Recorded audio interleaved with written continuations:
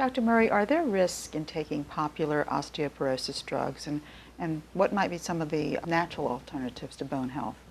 Well, I think that there are a few things that women need to learn about with these drugs, like Fosamax, Boniva, Actonel. Right. First of all, they're not all that effective. They're not? No. The first of these drugs that was approved is the drug Fosamax, and it was approved based on the strength of a study called the Fracture Intervention Trial. In this trial, they took women who had a history of hip fractures or were at a high risk for having hip fractures, divided them into two groups. One group got a placebo, the other group got the drug Fosamax, and then followed them for 4 years. What they found out was that for every 100 women on the placebo, there were 2 hip fractures. For every 100 women on the Fosamax, there was 1 hip fracture.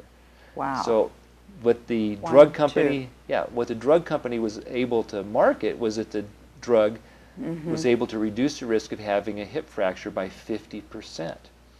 But what I introduce in the book is a term called numbers needed to treat. And that tells us the true efficacy. You have to treat 98 women for a minimum of 4 years to prevent 1 hip fracture. Now, my goodness.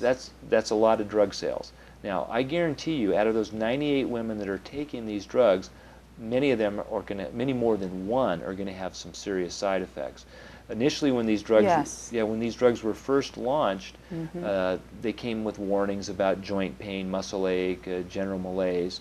They were on the market for a while, and they found out that these drugs, if a woman would take them and lie down, it would eat a hole in her esophagus.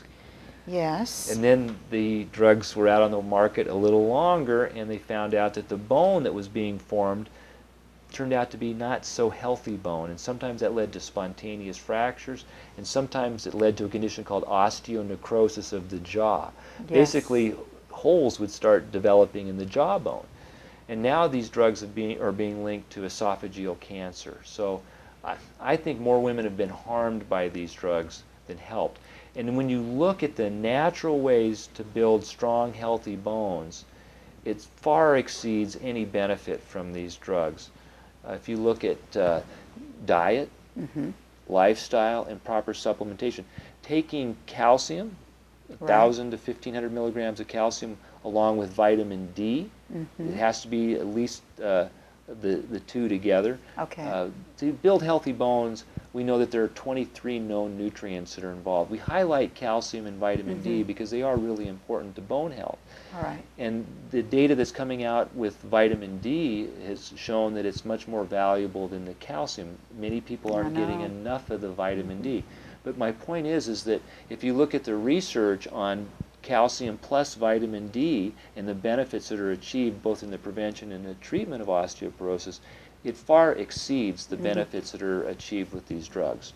In addition to that, what kind of lifestyle changes would a person need to make to improve their bone health? One of the key lifestyle changes that people would need to make to improve their bone health is to be more active, be involved in weight-bearing exercise. That little bit of exercise you get from walking, for example, if you can walk for 45 to 50 minutes a day, that goes a long way in helping the bones respond and become stronger and healthier.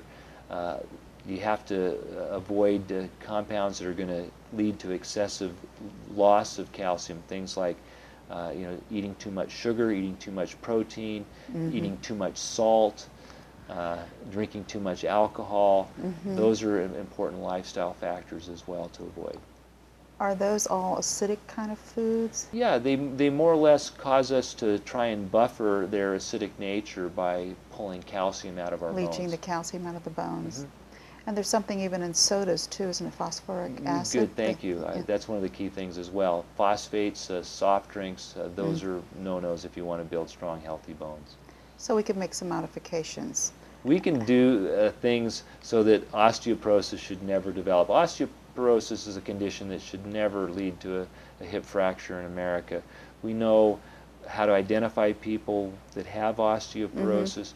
We know what diet, lifestyle, and proper supplementation can do as far as building healthy bones. We can monitor the efficacy of those natural therapies. There's no reason for a woman, in my opinion, to ever need to be on these medications if she takes care of herself throughout her life. That is great news. Thank you. My pleasure.